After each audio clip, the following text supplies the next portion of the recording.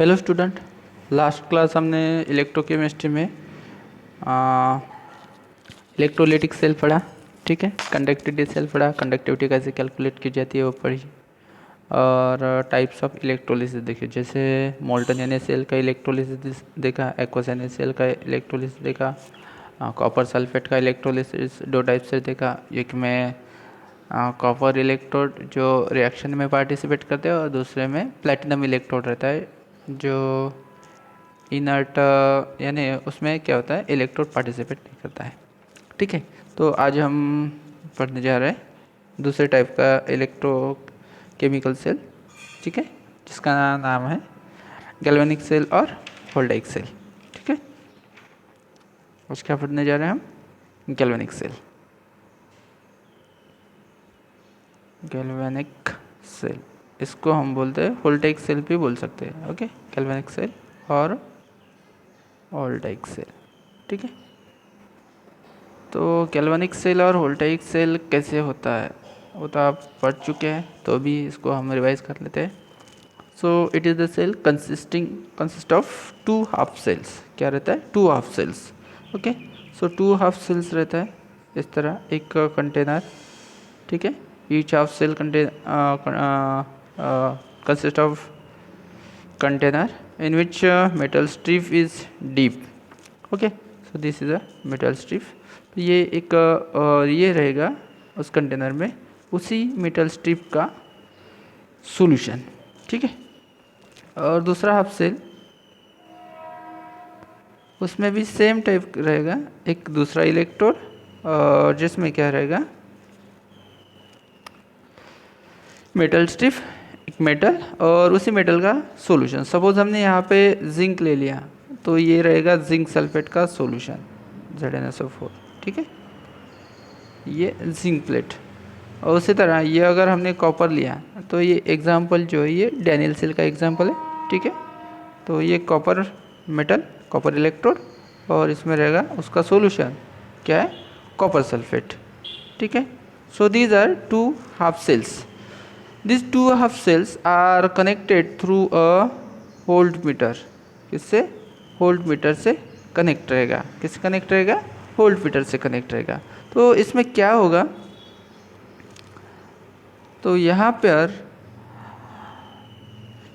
ये जो voltaic cell है इसमें स्पॉन्टेनियस केमिकल रिएक्शन होती है। क्या होती है, स्पॉन्टेनियस केमिकल रिएक्शन, यानी जो भी केमिकल्स इस सेल में वो कनेक्ट करने के बाद क्या होता है, इलेक्ट्रॉन्स का फ्लो होता है। तो इलेक्ट्रॉन का फ्लो कैसे होता है वो देख ले। तो एक जो इलेक्ट्रोड हाफ रहता है जहाँ पर इलेक्ट्रॉन रिलीज होता है, क्या होता है, रिलीज होता है, तो उसको हम बोलेंगे एनोड। उसको हम क्या बोलेंगे, और एनोड। तो एनोड जो रहेगा वो कहाँ पर रहेगा, लेफ्ट हैंड साइड पर रहेगा। तो ये अगर एनोड हो गया तो ये क्या होगा, कैथोड। कैथोड क्या रहेगा, राइट हैंड साइड पे रहेगा। ओके, अभी इसका साइन कन्वेंशन देख लेते हैं। तो एनोड पर क्या हो रहा है, एनोड पर हमें पता है कि हमेशा ऑक्सीडेशन होता है। तो एनोड पर ऑक्सीडेशन कैसे होगा, तो zinc loses 2 electron and form zinc 2+ ion, है ना, जिंक 2+ आयन फॉर्म होता है। यहाँ पर ऑक्सीडेशन हो गया। ठीक है, ऑक्सीडेशन हो गए, तो ऑक्सीडेशन हो गए यानी यहाँ पर इलेक्ट्रॉन जनरेट हो गए। ठीक है, इलेक्ट्रॉन जनरेट हो गए तो इलेक्ट्रॉन कहाँ से, एनोड से कैथोड की तरफ फ्लो हो गए। एनोड से क्या हो गया, कैथोड की तरफ। So as there is generation of electron, so charge on anode is negative. Charge on anode is negative. Okay, तो ये हो गया एनोड का रिएक्शन। कैथोड पर क्या होगा, कैथोड पर रिडक्शन होता है, हमें पता है कैथोड पर रिडक्शन होता है। तो कैथोड पर क्या होगा, जो 2+ है, कौन, कॉपर 2+, इस सॉल्यूशन में कॉपर 2+ क्या करेगा, जिंक ने लूज किए हुए 2 इलेक्ट्रॉन्स गेन करेंगे और कॉपर जो है वो सॉलिड स्टेट में कहाँ पर जाके डिपॉजिट हो जाएंगे, कॉपर सॉलिड। इस यानी इसमें क्या है, इसमें ZnSO4 है तो Zn2+ प्लस SO4 2- है। ठीक है, तो इसका जिंक का क्या हो रहा है, डिसोल्यूशन हो रहा है यानी ऑक्सीडेशन। ये zinc metal plate electron lose करेंगे। ठीक है, और जिंक 2+ आयन फॉर्म करेंगे। वो जिंक प्लस आयन इस सॉल्यूशन में डीप हो जाएंगे, ठीक है, और इलेक्ट्रॉन जो है बाहर से यानी एनोड पर जाके उधर से कैथोड तक ट्रांसफर हो जाएंगे। और CuSO4 का क्या होगा, CuSO4 का आयनाइजेशन होगा Cu2 प्लस SO4 2 माइनस, है ना। तो Cu2 प्लस जो है वो क्या करेंगे, इस इलेक्ट्रोड पे आए हुए इलेक्ट्रॉन 2 इलेक्ट्रॉन गेन करेंगे और गेन करके ये कहाँ पर, हाँ, कैथोड पर डिपॉजिट हो जाएंगे, ठीक है। तो यहाँ पर क्या होगा, एनोड का जिंक का यहाँ पे ऑक्सीडेशन होगा, ठीक है, जिंक का ऑक्सीडेशन होगा, और कॉपर 2 प्लस आयन का क्या होगा, रिडक्शन होगा, ओके। तो यहाँ पे कैथोड पर रिडक्शन, एनोड पर ऑक्सीडेशन। लेकिन अभी हम देखें तो ये सेल क्या है, सेल जो है ये इनकम्प्लीट है, यहाँ पे जो इसका कनेक्शन है वो कंप्लीट नहीं हुआ है। तो इस कनेक्शन को कंप्लीट करने के लिए हम क्या यूज़ करते हैं, हम जो डिवाइस यूज़ करते हैं उसका नाम रहता है सॉल्ट ब्रिज। उसका नाम क्या रहता है, सॉल्ट ब्रिज। तो सॉल्ट ब्रिज तो आपको पता ही होगा, ठीक है। ये सॉल्ट ब्रिज जो रहता है ये एगर एगर जेल और जो इलेक्ट्रोलाइट रहता है, इसमें इलेक्ट्रोलाइट रहता है, ये इलेक्ट्रोलाइट से फिल किया जाता है, ओके।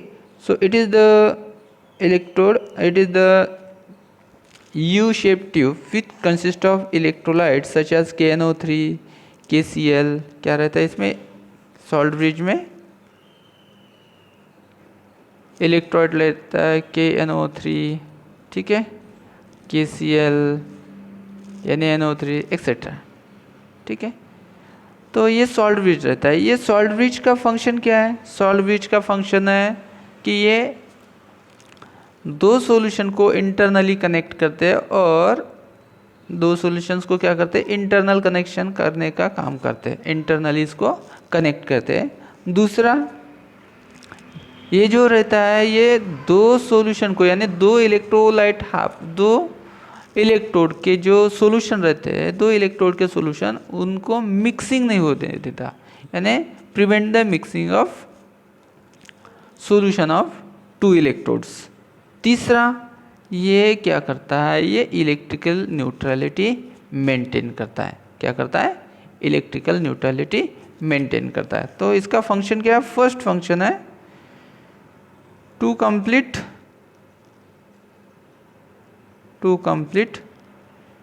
इंटरनल कनेक्शन कंप्लीट करता है, ठीक है। दूसरा function to maintain electrical neutrality,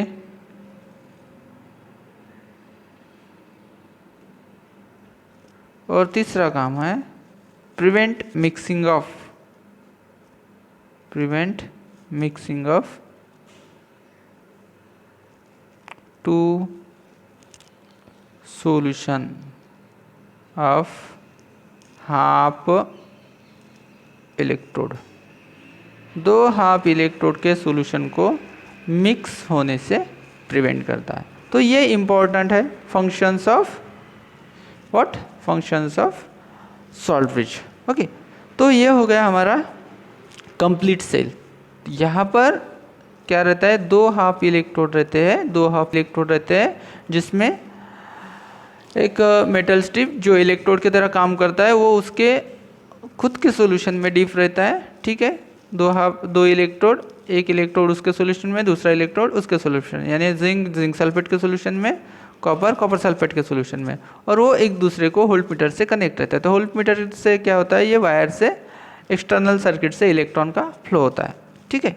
लेकिन ये इंटरनली क्या रहता है, अभी भी डिस्कनेक्ट रहता है, यानी रिएक्शन कंप्लीट नहीं होती। तो रिएक्शन कंप्लीट नहीं होती तो यहाँ पे हम सॉल्ट ब्रिज यूज करके, सॉल्ट ब्रिज क्या रहता है, इट कंटेन द सॉल्ट यानी इलेक्ट्रोलाइट रहता है, जिसमें KCl, KNO3 ये रहता है। तो इसमें क्या रहता है, ये जो रहता है टू इलेक्ट्रोड्स को इंटरनली कनेक्ट करता है, यानी उसकी जो सर्किट है वो सर्किट कंप्लीट हो जाता है। और इस two ends of salt bridge is plug with cotton, cotton से ये प्लग करता है, इसमें एगर एगर जेल रहता है, ठीक है, क्या रहता है, एगर एगर जेल रहता है, ठीक है। तो इसका फंक्शन क्या है, जैसे ही यहाँ पर Zn2+ सॉल्यूशन में डिजोल्व हो जाता है और यहाँ पे कॉपर 2+ कम हो जाता है, यानी इसकी इलेक्ट्रिकल न्यूट्रलिटी क्या हो जाती है, यानी इसकी जो आयंस है, इसमें आयंस है, तो यहाँ पे Zn2+ बढ़ेगा और यहाँ पे कॉपर डिपॉजिट होने के वजह से SO4 बढ़ेंगे, यानी यहाँ पे जो डिफरेंस आ जाएगा, इधर कटायंस बहुत सारे बढ़ेंगे, इधर अनायंस बहुत सारे बढ़ेंगे। तो इसको मेंटेन करने के लिए ये जो सपोज हमने यहाँ पे KCl लिया, तो एक K+ जो है वो निगेटिव आयंस की तरफ जाएगा और इसकी जो निगेटिव चार्ज को न्यूट्रलाइज करेगा, Cl negative left hand side जाएगा और ये Zn2+ आयन को न्यूट्रलाइज करेगा। यहाँ पर एक बात नोट करने वाली है कि दोनों आयंस की जो रहती है स्पीड, दोनों आयंस की speed K+ and Cl negative, दोनों आयंस की स्पीड क्या रहती है, सेम रहती है। Speed of both the cations and anions in the electrolyte use in the salt base should be same. Same क्यों, क्योंकि इक्वल न्यूट्रलाइजेशन होना चाहिए दोनों तरफ, Zn2+ का एंड SO4 का, ठीक है। तो न्यूट्रलिटी मेंटेन करते हैं, उस वजह से चार्ज कहीं पे भी बढ़ता नहीं या फिर कम होता नहीं है। तो इसलिए इसकी स्पीड जो रहनी चाहिए दोनों आयंस की, वो क्या रहनी चाहिए, सेम रहनी चाहिए, ओके। तो ये हो गया कंप्लीट अपना कैल्विनिक सेल, ठीक है। तो ये एग्जाम्पल किसका है, डैनियल सेल का एग्जाम्पल है। अभी देखते हैं हम क्या इलेक्ट्रोड पोटेंशियल क्या रहता है। इलेक्ट्रोड पोटेंशियल, इलेक्ट्रोड पोटेंशियल क्या रहता है वो देख लेते हैं। तो सपोज हम एक हाफ रिएक्शन देख लेते हैं, जैसे एनोड पर क्या हो रहा है, ठीक है, एनोड पर देख लेते हैं। तो ये जिंक है और ये किसका सॉल्यूशन है, जिंक सल्फेट का सॉल्यूशन है, ZnSO4 का सॉल्यूशन है, ठीक है, एक्वस सॉल्यूशन। अभी जिंक और जिंक सल्फेट, इसमें क्या रहता है, इसमें थोड़ा जो डिफरेंस रहता है, जिंक और जिंक सल्फेट में क्या रहता है, डिफरेंस रहता है at the interface of two materials, यानी जिंक मेटल और जिंक सल्फेट सॉल्यूशन, इन दोनों के बीच में कुछ डिफरेंस रहता है, that difference is known as electrode potential. तो इस डिफरेंस के वजह से क्या होता है, Zn2+ आयन सॉल्यूशन में डिसॉल्व हो जाते हैं एनोड में। एनोड में क्या होता है, Zn2+ आयन सॉल्यूशन में डिसॉल्व हो जाता है, यानी यहाँ पर क्या हो रहा है, यहाँ पर हो रहा है ऑक्सीडेशन, यहाँ पर हो रहा है ऑक्सीडेशन। तो जिंक का क्या बन रहा है यहाँ पे, जिंक का Zn2+ एक्वस है ना, जिंक सॉलिड का क्या हो रहा है, Zn2+ एक्वस हो रहा है, 2 इलेक्ट्रॉन रिलीज हो रहा है, यानी यहाँ पे ऑक्सीडेशन हो रहा है। That's why this potential is known as oxidation potential. क्या बोलते हैं इसको, ऑक्सीडेशन पोटेंशियल, ठीक है, या इसको बोलते हैं ऑक्सीडेशन पोटेंशियल। सो इलेक्ट्रोड का पोटेंशियल जो रहेगा उसको हम क्या बोलेंगे, ऑक्सीडेशन पोटेंशियल।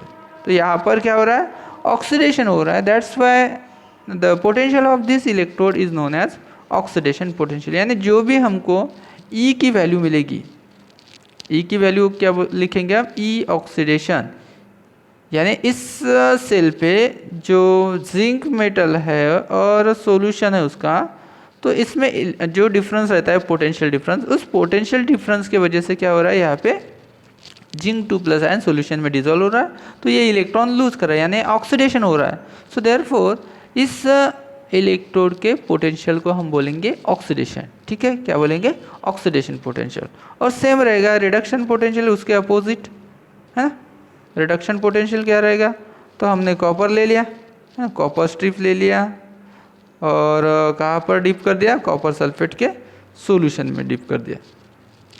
यहाँ पर रिएक्शन हो क्या होंगी, जो कॉपर 2+ है वो जिंक से आए हुए या फिर 2 इलेक्ट्रॉन गेन कर लेंगे और कॉपर एक्वस 2+ आयन किसमें, कॉपर सॉलिड में कन्वर्ट हो जाएंगे।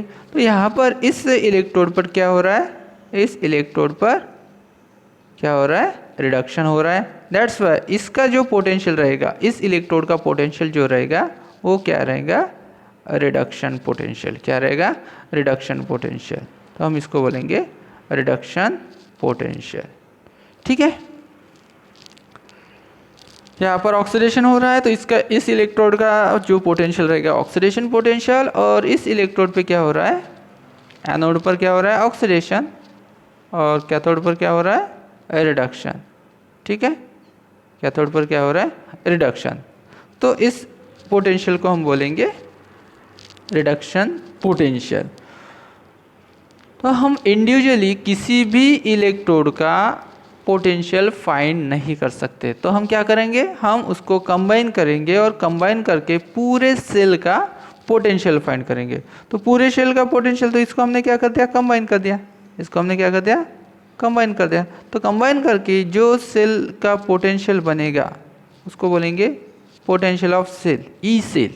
उसको क्या बोलेंगे, ई सेल। तो ई सेल क्या रहता है, ई सेल रहेगा sum of electrode potential of anode plus electrode potential of cathode.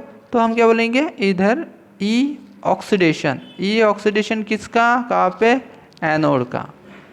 ठीक है, प्लस ई रिडक्शन कैथोड का।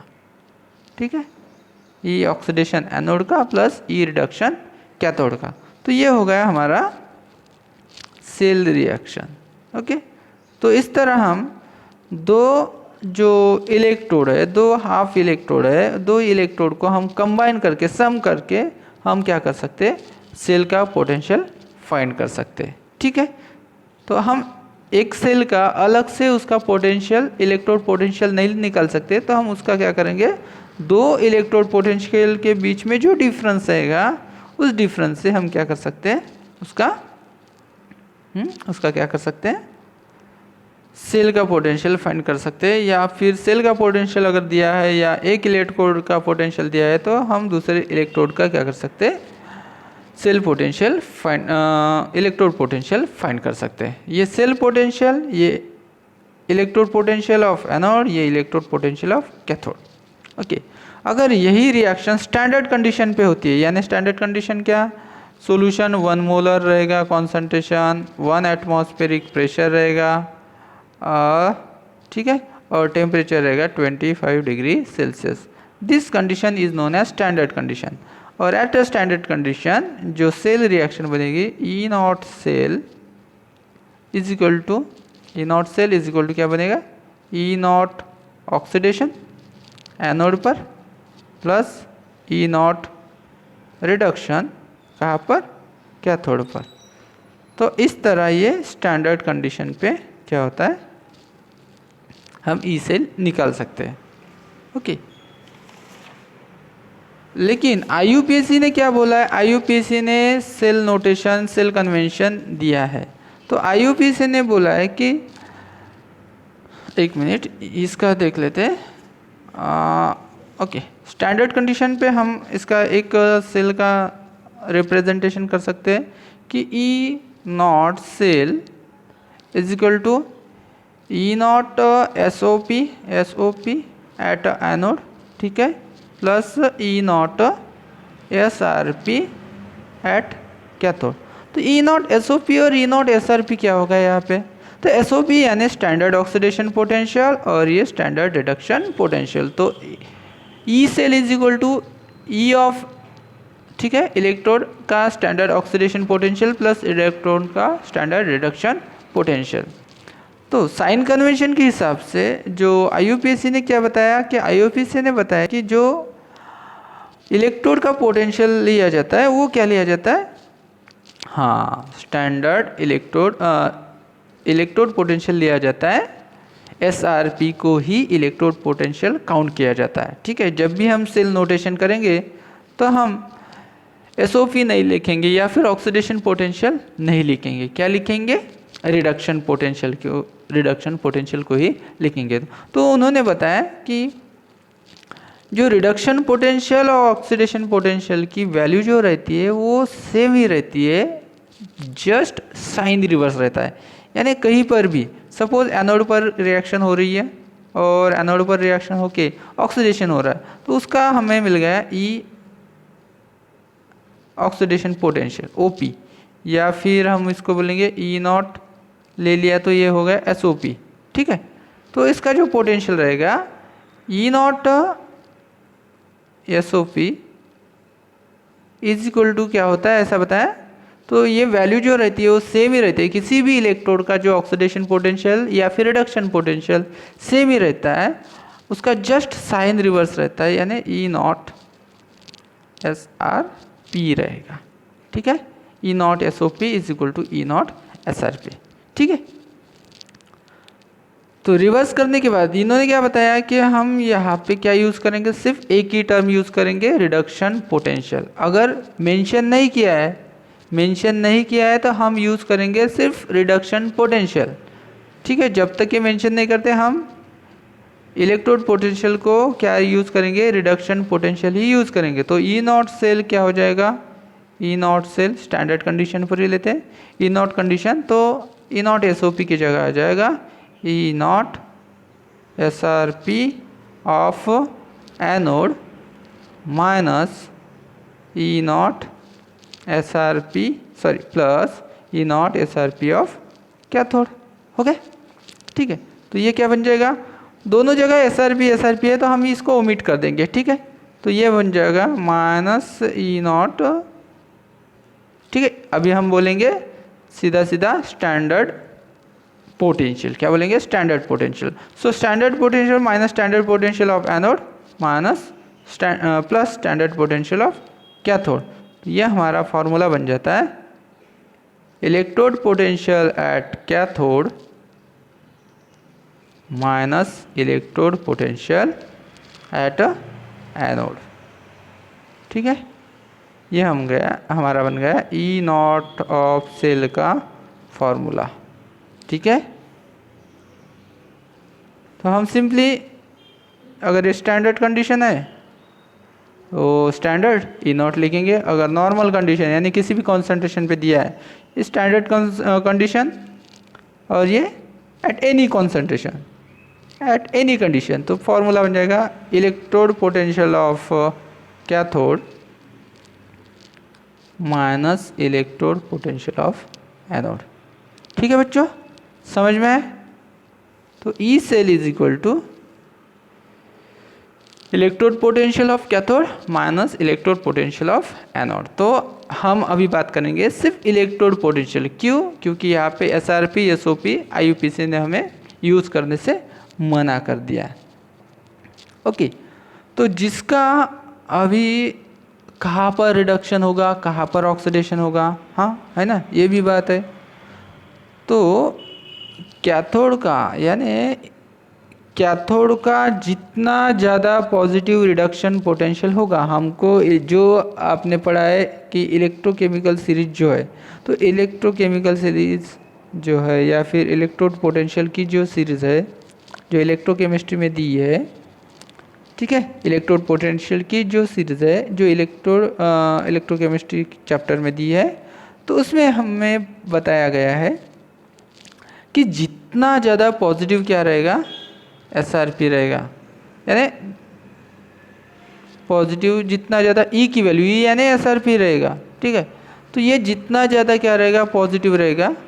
ठीक है, जितना ज़्यादा क्या रहेगा, पॉजिटिव रहेगा, तो उसका उस इलेक्ट्रोड का रिडक्शन पोटेंशियल जितना ज़्यादा रहेगा उतना वो क्या करेगा, खुद रिड्यूस होगा। उतना क्या होगा, वो खुद रिड्यूस होगा। ये बात नोट कर लो कि यहाँ पे बच्चे हमेशा कन्फ्यूजन होते हैं। तो जितना ज़्यादा पॉजिटिव उसका क्या होगा, पोटेंशियल होगा, इलेक्ट्रोड पोटेंशियल होगा, तो वो खुद को रिड्यूस करेगा। खुद को रिड्यूस करेगा तो दूसरों को क्या करेगा, सेल्फ रिड्यूस, है ना, इट सेल्फ ये रिड्यूस हो जाएगा, इट सेल्फ रिड्यूस हो जाएगा। जितना ज़्यादा इसका क्या रहेगा, इलेक्ट्रोड पोटेंशियल पॉजिटिव रहेगा, वो इट सेल्फ रिड्यूस होगा, और इट सेल्फ रिड्यूस होगा तो इट इज़, हम बोलेंगे इट इज़ क्या है, रिड्यूसिंग नहीं, ये खुद रिड्यूस हो रहा है, तो दूसरों को क्या करेगा, ऑक्सीडाइज करेगा, तो ये रहेगा ऑक्सीडाइजिंग एजेंट। ये क्या रहेगा, ऑक्सीडाइजिंग एजेंट। समझ में? अगर किसी भी इलेक्ट्रोड का इलेक्ट्रोड पोटेंशियल अगर पॉजिटिव है तो वो खुद रिड्यूस होगा और दूसरों को ऑक्सीडाइज करेगा। दैट्स वाई जिसका इलेक्ट्रोड पोटेंशियल पॉजिटिव रहता है वो ऑक्सीडाइजिंग एजेंट रहता है। और अगर किसी इलेक्ट्रोड का निगेटिव यानी लो रहता है, लो अगर इलेक्ट्रोड पोटेंशियल है, लो अगर इलेक्ट्रोड पोटेंशियल है तो वो खुद ऑक्सीडाइज होगा और दूसरों को क्या करेगा, रिड्यूस। ये तो ऑक्सीडाइज होगा और दूसरों को क्या करेगा, ऑक्सीडाइज होगा। ये क्या होगा, ऑक्सीडाइज होगा और दूसरे को क्या करेगा, रिड्यूस करेगा। रिड्यूस करेगा यानी ये रिड्यूसिंग एजेंट होगा। ओके, तो हम यहाँ पर एक रिएक्शन देख लेते हैं। सपोज दो इलेक्ट्रोड है, ठीक है, ये सॉल्ट ब्रिज और ये इलेक्ट्रोड, ठीक है। फास्ट थोड़ा निकल लेते हैं, इसको कनेक्ट कर दिया वोल्ट मीटर से, ठीक है। और ये सपोज मैंने लिया जिंक, ये लिया कॉपर, जिंक सल्फेट, ठीक है, ZnSO4 और ये CuSO4। सपोज इसका दोनों का क्या दिया है, दोनों का इलेक्ट्रोड पोटेंशियल दिया है। ओके, तो जिंक का दिया है, मान लो जिंक का वैल्यू, Zn का वैल्यू, ठीक है, Zn का वैल्यू है -0.76 वोल्ट। ओके, और कॉपर का वैल्यू है, कॉपर का क्या वैल्यू है,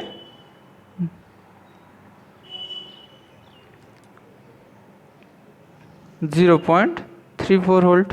ओके, तो यहाँ पर हमें साफ साफ दिखता है कि इसका जो इलेक्ट्रोड पोटेंशियल है वो पॉजिटिव है और इसका इलेक्ट्रोड पोटेंशियल क्या है, नेगेटिव है। तो जिसका वैल्यू ज़्यादा रहेगा उसका क्या हो जाएगा, उसका रिडक्शन हो जाएगा। जिसका वैल्यू नेगेटिव रहेगा उसका क्या होता है, ऑक्सीडेशन। यानी जिसका वैल्यू कम रहता है उसका ऑक्सीडेशन होता है और वो क्या रहेगा, रिड्यूसिंग एजेंट रहेगा। और जिसका वैल्यू ज़्यादा रहता है वो क्या रहेगा, उसका क्या होगा, रिडक्शन होगा और वो क्या रहेगा, ऑक्सीडाइजिंग एजेंट। तो यहाँ पर जिंक इटसेल्फ ऑक्सीडाइज, ठीक है, जिंक इटसेल्फ ऑक्सीडाइज और कॉपर इटसेल्फ क्या हो रहा है, रिड्यूस हो रहा है। कॉपर इटसेल्फ क्या होगा, रिड्यूस होगा, ठीक है। तो हम यहाँ पे बता सकते हैं कि जिंक जो है ये क्या है, रिड्यूसिंग एजेंट है और कॉपर जो क्या है ये ऑक्सीडाइजिंग एजेंट है। समझ में आया, ठीक है ना। तो इस तरह हम इस इलेक्ट्रोड पोटेंशियल से बता सकते हैं कि क्या इलेक्ट्रोड पोटेंशियल रहता है। तो स्टैंडर्ड रिडक्शन पोटेंशियल क्या लिया जाता है, हमेशा SRP क्या लिया जाता है, SRP ही लिया जाता है। वो जो रहता है उसको हम बोलेंगे इलेक्ट्रोड पोटेंशियल, ठीक है। ये बात समझ में आ गई।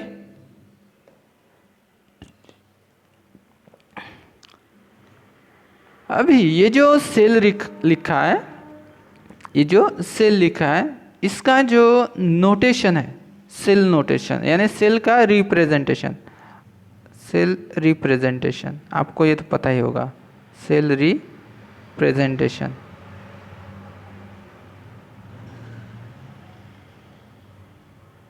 सेल का रिप्रेजेंटेशन, तो सेल का रिप्रेजेंटेशन कैसे किया जाता है। तो यहाँ पर कैथोड और एनोड है।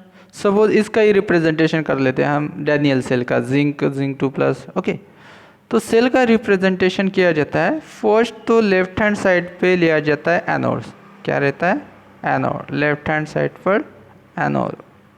ओके, एनोड पर क्या होता है, ऑक्सीडेशन, यानी क्या हो रहा है, जिंक का हो रहा है जिंक सल्फेट यानी Zn2+। ओके, ऑक्सीडेशन हो रहा है।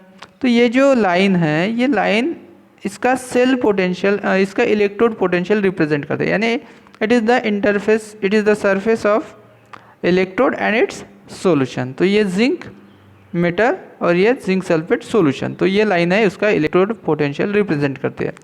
फिर टू वर्टिकल लाइंस जो क्या रिप्रेजेंट करती है, सॉल्ट ब्रिज। तो इसमें क्या हो रहा है, सॉल्ट ब्रिज के बाद अभी दूसरा पार्ट आएगा कैथोड। कैथोड पर क्या हो रहा है, रिडक्शन हो रहा है। रिडक्शन में क्या हो रहा है, कॉपर 2+ आयंस कन्वर्ट हो रहे हैं एक्वस, यहाँ पर कॉपर 2+ आयन कन्वर्ट कहाँ पर हो रहा है, कॉपर सॉलिड में, ठीक है, ये जिंक सॉलिड। तो ये हो गया हमारा कैथोड, ठीक है। और इलेक्ट्रॉन का फ्लो जो रहता है वो हमने क्या बताया, यहाँ पे इलेक्ट्रॉन जनरेट हो रहे हैं तो यहाँ पर नेगेटिव चार्ज, यहाँ पर क्या रहेगा, पॉजिटिव चार्ज। तो इलेक्ट्रॉन का फ्लो इस तरह रहेगा, ठीक है, ये रहेगा इलेक्ट्रॉन का फ्लो। ओके, तो zinc oxidation to oxidise to zinc 2+, फिर salt rich copper 2+ reduce to copper, यानी इधर हो रहा है ऑक्सीडेशन, इधर हो रहा है रिडक्शन। ओके, अभी यहाँ पर हम एक बात नोट करेंगे, अगर यहाँ पर कॉन्सेंट्रेशन दिया है तो यहाँ पर कॉन्सेंट्रेशन लिखेंगे सॉल्यूशन का, यहाँ पर कॉन्सेंट्रेशन लिखेंगे। स्टैंडर्ड है तो 1 मोलर रहेगा, 1 मोलर। अगर स्टैंडर्ड नहीं है तो कोई भी कॉन्सेंट्रेशन यहाँ पे रहता है। तो ये तो केस हो गई अगर इलेक्ट्रोड सॉलिड है। अगर इलेक्ट्रोड अगर क्या रहता है, गैस रहता है, इलेक्ट्रोड अगर गैस रहता है तो उधर हम प्लैटिनम इलेक्ट्रोड यूज़ करते हैं। सपोज यहाँ पे कोई गैस है, ये अगर हमारा गैस है तो यहाँ पे हम लिखते हैं पीटी सॉलिड, वो क्या रहेगा, इनर्ट इलेक्ट्रोड की तरह वो काम करेगा, इनर्ट इलेक्ट्रोड की तरह काम हो गया। तो ये हो गया इसका सेल नोटेशन। क्या हो गया, सेल रिप्रेजेंटेशन, सेल रिप्रेजेंटेशन हो गया। फिर हम इसका सेल रिएक्शन हमें लिखते आना चाहिए, ठीक है, सेल रिएक्शन हमें इसका क्या करते आना चाहिए, लिखते आना चाहिए।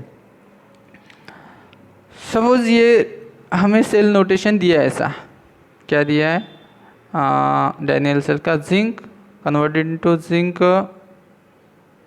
2+, सॉल्ट रिच, ये सॉलिड है, ये एक्वस है, सॉल्ट रिच दिया है, ठीक है, इसका कॉन्सेंट्रेशन सपोज 0.1 मोलर दिया है, और ये 2+ कॉपर, ठीक है, इसका कॉन्सेंट्रेशन 1 मोलर दिया है, converted into Cu solid. Okay, तो यहाँ पर हम इसका सेल नोटेशन लिखेंगे। सेल नोटेशन होगा ये, यहाँ पर एनोड लेफ्ट हैंड साइड और राइट हैंड साइड क्या रहेगा, कैथोड रहेगा, ठीक है ना। Left hand side anode, right hand side cathode, electron का फ्लो होगा एनोड टू कैथोड। हम इसका सेल रिएक्शन क्या लिखेंगे, सेल रिएक्शन जो होता है वो ऑक्सीडेशन प्लस रिडक्शन। तो ऑक्सीडेशन आप क्या रहेगा, zinc solid converted into Zn2+ plus 2 electron, ठीक है, यहाँ पे ऑक्सीडेशन हो रहा है, और रिडक्शन पे क्या हो रहा है, कॉपर 2+ गेन 2 इलेक्ट्रॉन, और क्या बन जाएगा, कॉपर सॉलिड, ठीक है, एक्वस ठीक है, और ये बन जाएगा कॉपर। तो इसका अगर हमने नेट सेल रिएक्शन लिखा, नेट सेल रिएक्शन क्या होता है, Zn+, तो ये इलेक्ट्रॉन जो है ये हमेशा क्या होने चाहिए, कैंसिल आउट करें। अगर यहाँ पर बैलेंस है तो कोई बात नहीं है, हम कैंसिल कर देंगे। अगर बैलेंस नहीं है तो हमें क्या करना पड़ेगा, रिएक्शन को बैलेंस करना पड़ेगा, रिएक्शन को क्या करना पड़ेगा, बैलेंस करना पड़ेगा। ओके, तो यहाँ पर zinc solid plus copper 2+ aqueous gives zinc 2+ aqueous plus copper solid. तो यहाँ पे जो n की वैल्यू है, n की वैल्यू कितनी है, 2। It is the net exchange of electron, net exchange electron. तो इलेक्ट्रॉन का एक्सचेंज कितना हो रहा है, इलेक्ट्रॉन का एक्सचेंज कितना हो रहा है, ठीक है। सो इस तरह हम इसका क्या निकाल सकते हैं, नंबर ऑफ इलेक्ट्रॉन्स निकाल सकते हैं, नेट एक्सचेंज निकाल सकते हैं। ओके, तो ये हो गया इसका सेल नोटेशन, इसका क्या होगा, सेल नोटेशन और सेल का रिप्रेजेंटेशन। सेल रिप्रेजेंटेशन हो गया, सेल रिएक्शन हो गया। ओके, तो एक सेल रिएक्शन हम और देख लेते हैं। यहाँ पर सपोज हमें एग्जांपल दिया है, सेल रिप्रेजेंट करके दिया है, निकेल जो सॉलिड है कन्वर्ट हो रहा है निकेल 2+ एक्वस, यानी 1 मोलर सॉल्यूशन है इसका, और सॉल्ट भी है यहाँ पर। एल्यूमिनियम 3+, इसका कॉन्सेंट्रेशन है 1 मोलर, और एल्यूमिनियम सॉलिड यहाँ पर फॉर्म हो रहा है। ओके, तो इसका हम इलेक्ट्रोड हैव रिएक्शन लिखेंगे। क्या हो रहा है यहाँ पे, निकेल इज ऑक्सीडाइज टू, है ना, यहाँ पे एनोड है तो एनोड पर क्या होगा, ऑक्सीडेशन, कैथोड है तो यहाँ पर क्या होगा, रिडक्शन होगा। तो निकेल का कन्वर्शन क्या हो जाएगा, निकेल 2+ में हो जाएगा, +2 इलेक्ट्रॉन रिलीज हो जाएंगे। ये हमारा इक्वेशन 1 बन गया। और कैथोड पे क्या होगा, कैथोड पे एल्यूमिनियम 3+ है, कितने इलेक्ट्रॉन गेन करेंगे, 3 इलेक्ट्रॉन गेन करेंगे। और किस में कन्वर्ट होगा, एल्यूमिनियम मेटल सॉलिड में, ये सॉलिड, ये एक्वस और ये सॉलिड, ये इक्वेशन 2 हो गया। तो हम इसका अब अगर हम इसका एडिशन करेंगे तो इलेक्ट्रॉन जो ये कैंसल आउट नहीं हो रहे, तो हम क्या करेंगे, इसको बैलेंस कर देंगे। नंबर ऑफ इलेक्ट्रॉन एक्सचेंज को हमेशा क्या करना चाहिए, बैलेंस करना चाहिए। बैलेंस करने के लिए हम इसको कितने से मल्टीप्लाई करेंगे, फैक्टर, मल्टीप्लाइंग फैक्टर 3 से और इधर 2 से मल्टीप्लाई करेंगे और फिर हम इसका एडिशन कर देंगे। एडिशन किया तो क्या होगा, 3 निकेल। ओके, तो अभी ये हो गया 6 ये 6 इलेक्ट्रॉन हो जाएगा, ये भी 6 electron, 6 electron 6 electron cancel out हो जाएगा।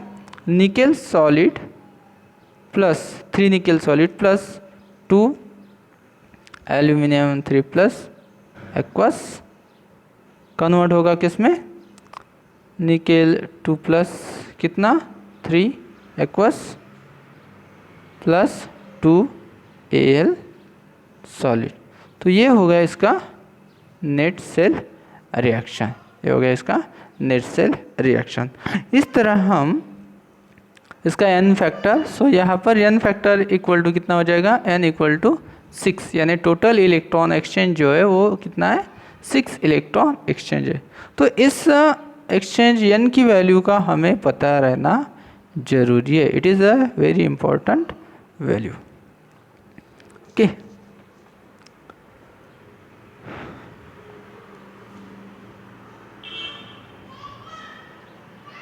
ओके, तो हम नेक्स्ट टॉपिक देखेंगे नॉस्ट इक्वेशन, यानी ये जो सेल पोटेंशियल रहता है, सेल पोटेंशियल जो रहता है ये कॉन्सेंट्रेशन पर क्या रहता है, डिपेंड करता है। अगर स्टैंडर्ड कंडीशन है तो हमारा सिंपल इक्वेशन रहेगा, स्टैंडर्ड कंडीशन पे सिंपल इक्वेशन रहेगा, E naught cell is equal to क्या रहेगा, E naught cathode, E naught cathode minus E naught anode, ठीक है, E naught cathode minus E naught anode रहेगा, ठीक है, E naught cathode minus E naught anode रहेगा। कब, अगर स्टैंडर्ड कंडीशन पे यानी आइडियल कंडीशन पे है, ठीक है। अगर 1 मोलर कॉन्सेंट्रेशन है, टेम्परेचर 25 डिग्री सेल्सियस है और प्रेशर 1 एटमॉस्फेयर है, तो हमारा फार्मूला रहेगा E naught cell is equal to E cathode minus E anode, यानी स्टैंडर्ड कंडीशन पे। लेकिन अगर कॉन्सेंट्रेशन चेंज हो रहा है, कॉन्सेंट्रेशन क्या हो रहा है, चेंज हो रहा है, तो यहाँ पर हमें किसने, नर्स ने बताया कि जो वैल्यू रहती है वो वेरी करती है, वैल्यू क्या रहती है, वेरी करती है। तो उस कंडीशन में जो सेल का पोटेंशियल रहता है, सेल पोटेंशियल यानी E of cell is equal to क्या रहता है, E naught cell minus RT NF into natural log of concentration of product to the power its coefficient divided by A to the power A and B to the power B, ये reactant. Okay, अगर reaction कौन सा है,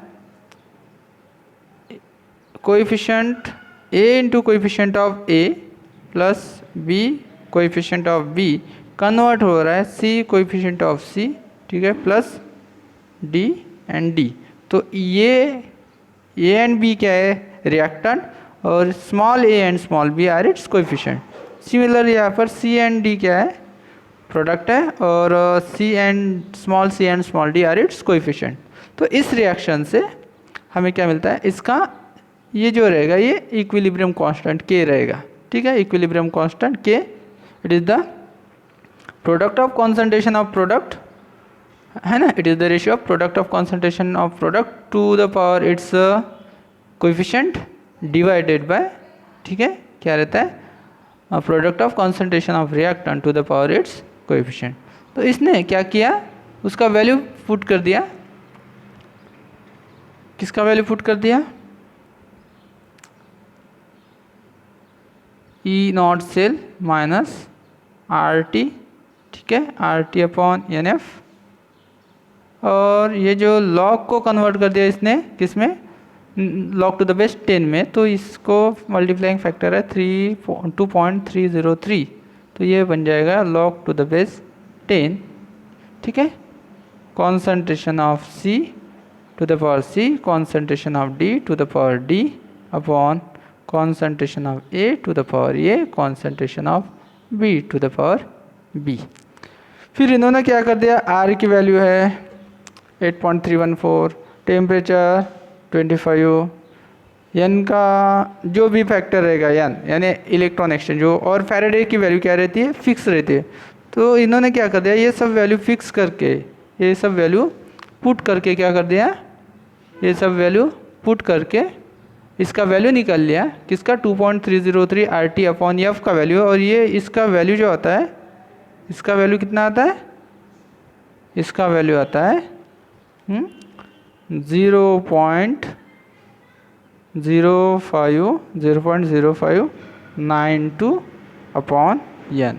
तो इसका value इन्होंने यहाँ पर पुट कर दिया, ये वैल्यू बन जाएगा, ठीक है, E cell is equal to formula बन जाता है फिर ई नॉट सेल, ठीक है, E naught cell minus 0.0592 divided by N into log to the base 10, ठीक है, log to the base 10 into concentration of C to the power C, concentration of D to the power D, concentration of A to the power A into concentration of B to the power B. So this is the next equation for calculation. अगर आपको क्या दिया है, आपको अगर यहाँ पर E cell निकालना है, ई नॉट सेल गिवन है, ठीक है, और रिएक्शन से हम एन की वैल्यू निकाल लेंगे, ओके। तो इससे हमें क्या कर सकते हैं, किसी भी सेल का पोटेंशियल निकाल सकते हैं, सेल का पोटेंशियल हम इससे निकाल सकते हैं। सो यहाँ पे ऑलवेज एक बात ध्यान में रखना कि जो कॉन्सेंट्रेशन रहता है, कॉन्सेंट्रेशन सॉलिड का या कॉन्सेंट्रेशन किसका, कॉन्सेंट्रेशन सॉलिड का कॉन्सेंट्रेशन, ठीक है, यहीं पे हम नोट डाउन करेंगे। सॉलिड का जो कॉन्सेंट्रेशन रहता है, ठीक है, सॉलिड का जो कॉन्सेंट्रेशन रहता है वो कितना रहता है, 1 लिया जाता है, और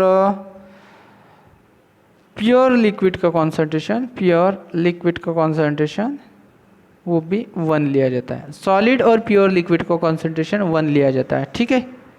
तो अगर यहाँ पे हमें क्या मिलता है, इस रिएक्शन में देखो सबका कॉन्सेंट्रेशन, ये जो रिएक्शन है सबका कॉन्सेंट्रेशन ए का, बी का, सी का और डी का, सबका कॉन्सेंट्रेशन क्या हो गया, 1 हो गया। सबका कॉन्सेंट्रेशन कितना लिया हमने, 1 लिया।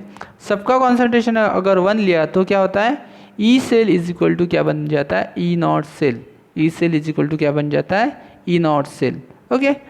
सो ये हो गया हमारा नेक्स्ट इक्वेशन, और कैसे हम सेल का इलेक्ट्रोड पोटेंशियल फाइंड कर सकते हैं वो हमने निकाला। तो आई होप आपको ये थोड़ा यूज़फुल होगा एंट्रेंस के लिए, और कल हम थोड़ा एक गिब्स फ्री एनर्जी वाला रिलेशन देख लेंगे, और उसके हम न्यूमेरिकल स्टार्ट करने के। फिर फ्यूल सेल्स वाला पार्ट है, थ्योरेटिकल पार्ट है, वो आप उसको लर्न कर सकते हैं, ठीक है, ओके।